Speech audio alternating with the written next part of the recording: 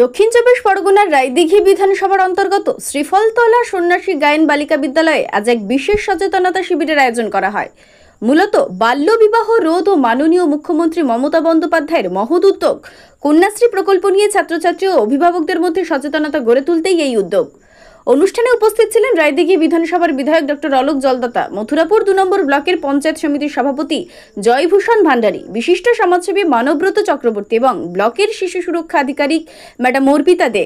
এছাড়াও স্কুলের প্রধান শিক্ষক, শিক্ষিকা, ছাত্রীরা ও স্থানীয় বাসিন্দারা এই অনুষ্ঠানে অংশগ্রহণ করেন।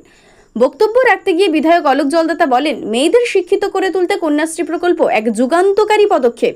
এই প্রকল্প শুধুমাত্র আর্থিক সহায়তা নয়, মেয়েদের নিজের পায়ে দাঁড়ানোর স্বপ্ন দেখতে শেখায়।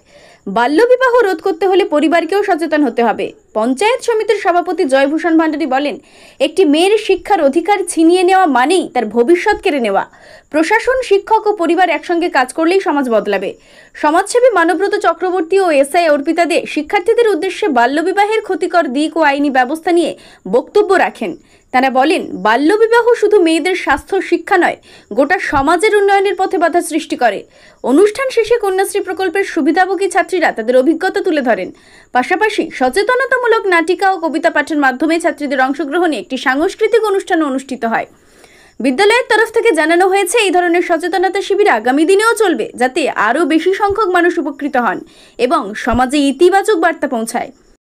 মথুরাপুর 2 নম্বর ব্লকের যে শিক্ষা স্থায়ী কমিটি আছে, সেই স্থায়ী কমিটির কর্মাধ্যক্ষ প্রতিমা যখন প্রস্তাব দেয় যে এমএলএ সাহেব আমরা বিভিন্ন স্কুলে কন্যাশ্রী নিয়ে আমরা অ্যাওয়ার্ড করতে চাই, সেই সঙ্গে আমি জুড়ে দিয়েছিলাম এটা ভালো প্রস্তাব। যেহেতু আমি নিজে একজন ডাক্তার মানুষ, আমি সেটা বুঝেছি যে আজকেরকার দিনে সারা ভারতবর্ষে এবং পশ্চিমবঙ্গে এবং আমাদের মথুরাপুর 2 নম্বর ব্লকে কিছু হলেও আর্লি ম্যারেজ হচ্ছে। সেই আর্লি ম্যারেজটাকে যদি আমরা রুখতে পারি, তার জন্য অবশ্যই অ্যাওয়ারনেস ক্যাম্প দরকার। ওই জন্য স্কুলে বিশেষ করে আমরা 7, 8, 9, 10 এগুলো যদি আমরা মানে কন্যাদের নিয়ে, মহিলাদের নিয়ে, তাদের নিয়ে যদি কন্যাশ্রী এবং যদি আর্লি ম্যারেজ তার কুফল কী এবং সেটার জন্য তার আইনগতভাবে কী কী জটিলতা আসতে পারে, মেডিকোলজিক্যালি কেন করা উচিত নয় আর্লি ম্যারেজ, সেগুলো যদি আমরা তারা অ্যাওয়ার্ন করতে পারি, তাহলে আমরা ভাবতে পারি যে অনেকটাই কিন্তু সেই আর্লি ম্যারেজটা কিন্তু অবশ্যই রোধ হবে। সেই উদ্দেশ্যে আজকের আমরা এই শ্রীফলতলা গার্লস স্কুলে এই মুহূর্তে আমরা আছি। আপনারা দেখছেন প্রায় 400-300-র উপরে আমরা মহিলা বা মানে কন্যাদের নিয়ে আমরা এই মিটিংটা করছি। হলের মধ্যে মিটিংটা চলছে এবং আমরা পূর্বচক্রের একটি গার্লস স্কুল সেকেন্ডারি লেভেলে। তো আজকে আমরা এসেছি আমাদের মথুরাপুর 2 ব্লক প্রশাসনের তরফ থেকে একটি সচেতনতামূলক শিবির করতে, যার প্রধান উদ্দেশ্য হলো বাল্যবিবাহ রোধে কন্যাশ্রী প্রকল্পের ভূমিকা।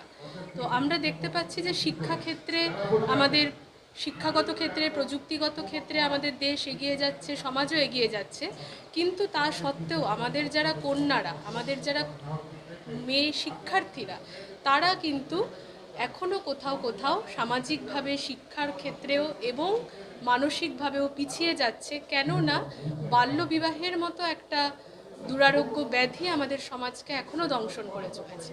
তো আমরা তাদেরকে বোঝাতে এসেছি, তাদেরকে মোটিভেট করতে এসেছি। আমাদের মূল উদ্দেশ্য এটাই, তারা যাতে শিক্ষার মধ্যে থাকে, কন্যাশ্রীর সুযোগ সুবিধা নিয়ে তারা বিদ্যালয়ে, কলেজে, পরবর্তীতে বিশ্ববিদ্যালয়ে এবং আরও উচ্চতর শিক্ষার ক্ষেত্রে যেখানে যেখানে কন্যাশ্রীর প্রকল্পের সুবিধা রয়েছে, সেক্ষেত্রে তারা শিক্ষার মধ্যে থাকুক। আমাদের পশ্চিমবঙ্গ সরকারের মাননীয় মুখ্যমন্ত্রীর এই যে স্বনামধন্য প্রকল্প, যা সারা বিশ্বে বহুল প্রশংসিত এবং প্রথম স্থান অধিকার করেছে, এই প্রকল্পের সহযোগিতা নিয়ে তারা এগিয়ে চলুক, নিজেদের সামাজিক ক্ষেত্রে, শিক্ষাক্ষেত্রে তাদের সুপ্রতিষ্ঠা লাভ করুক, নিজেদের সুরক্ষাকে নিশ্চিত করুক, এটাই আমরা চাই। আমাদের সাথে উপস্থিত রয়েছেন আজকে রায়দিঘি থেকে রাকেশ শেখের রিপোর্ট, ডিএন নিউজ বাংলা।